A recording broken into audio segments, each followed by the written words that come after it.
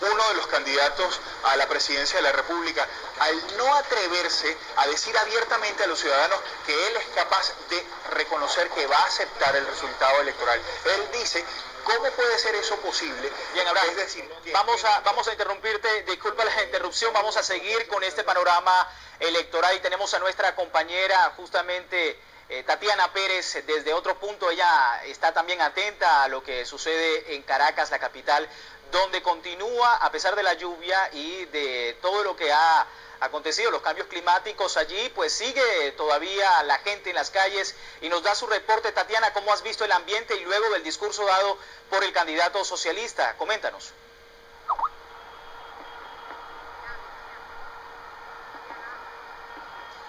Bueno, ustedes lo veían en vivo y en directo a través de Telesur. El candidato presidencial Hugo Chávez llegaba mucho más temprano de lo previsto hasta ese principio de la avenida Bolívar. Son por lo menos 3 kilómetros abarrotados de personas que desde muy temprano comenzaban a llegar a acompañarlo. Y lo que les puedo decir hasta ahora, mejor que les parece si lo observamos.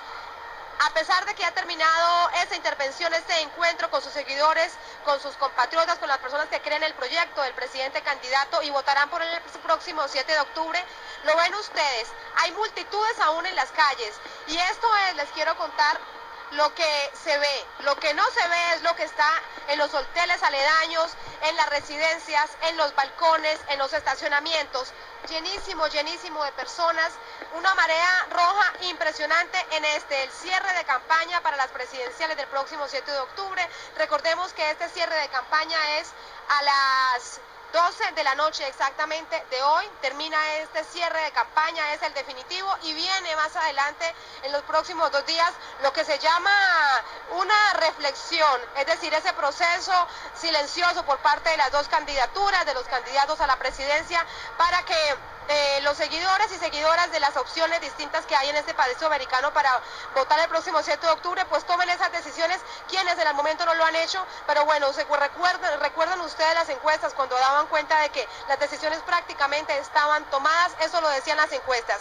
Esas mismas encuestas se podían publicar solamente hasta hace unos días, ya también es por ley, no es posible hacerlo, se pueden hacer pero no se pueden publicar. Esto es lo que sucede a esta hora. Bueno, una multitud que aún continúa la expectativa. Les quiero contar también que en los alrededores habían pantallas en estos sitios en donde yo les cuento de hoteles, de residencias, de estacionamientos y todas las personas tratando de escuchar muy atentamente el discurso, la intervención del presidente candidato Hugo Chávez. Recordamos allí, por lo menos cuando hablaba del tema de las misiones, habían cánticos, habían aplausos y la alegría realmente es lo que hemos podido observar a lo largo de esta jornada, no solamente en la concentración, en las distintas vías de la ciudad, en el metro de la ciudad de esta capital suramericana. Se ha vivido entonces este cierre de campaña por parte de los seguidores del candidato presidencial Hugo Chávez con muchísima alegría. Hemos visto rostros de familias enteras, niños, niñas, jóvenes, adultos, familias enteras muy contentos diciendo que esta es la opción para el país suramericano para los próximos 6 años. Bien, muchísimas gracias, Tatiana, y bueno, atentos a un nuevo contacto contigo. Es el ambiente luego del meeting ofrecido en la capital venezolana del candidato socialista Hugo Chávez. Bueno, interrumpía al principio nuestro compañero Abraham Istillarte en otro punto de la ciudad, nos daba también pues esa mirada que ha estado dando al proceso comercial en Venezuela. Abraham, comentábamos justamente antes de la interrupción sobre las palabras del candidato en torno al reconocimiento, la importancia del reconocimiento en este país de lo que son los resultados el próximo 7 de octubre.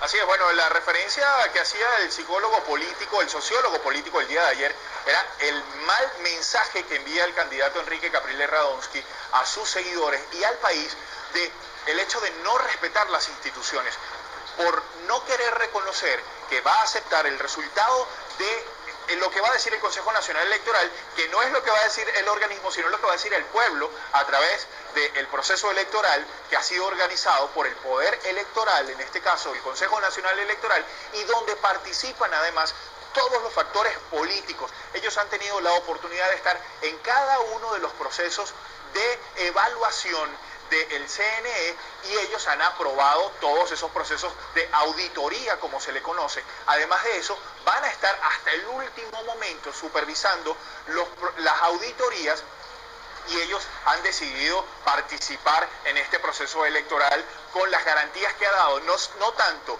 el país entero, sino otras instituciones mundiales expertas en temas electorales, reconociendo que el sistema electoral venezolano es uno de los más confiables y seguros del mundo. Algunos se atrevieron a decir que es hasta el mejor del planeta. Bueno, partiendo de eso, no se entiende por qué razón el candidato Enrique Capriles Radonsky no ha querido decir abiertamente que se respetará, o él y su grupo político va a respetar los resultados que se emitan desde el Consejo Nacional Electoral el próximo domingo 7 de octubre, Luis Francisco. Pero las calles están diciendo muchas cosas, los ciudadanos ahí bajo la lluvia, ya hace más de una hora que está lloviendo, la gente sigue ahí en la avenida Bolívar, ustedes no han parado de ver esas imágenes. Bueno, y las calles hablan mucho y hablan de lo que puede ser estos días luego del 7 de octubre, Luis Francisco. Recordamos, Abraham, un periodo de reflexión previo a la escogencia del próximo presidente del país, un periodo de reflexión donde, pues, por disposiciones legales, por disposición de la ley, pues no se pueden hacer encuestas, no puede haber proselitismo político en Venezuela. Y bueno, vemos imágenes en vivo, todavía el candidato socialista Hugo Chávez se mantiene en las calles, sigue saludando a Abraham al pueblo venezolano en esta importante movilización, recibe por supuesto algunos detalles de las personas que se encuentran allí en las calles de las importantes, recordemos, avenidas de la capital venezolana, son 7 avenidas, ya lo comentaba también Abraham, 7 avenidas colmadas de gente, de una marea roja que ha seguido al candidato Hugo Chávez en este cierre de campaña, cierre recta final de importancia para el Comando Carabobo, y que dice mucho, según lo comentaba también Abraham, dice mucho en las calles el apoyo que ha recibido y que viene a ser parte de esa ofensiva, como la ha nombrado, que ha tenido en toda esta semana, recordemos desde el lunes, desde Sabaneta a Miraflores, como el mismo candidato lo ha denominado. Entonces, imágenes en pleno desarrollo de lo que ocurre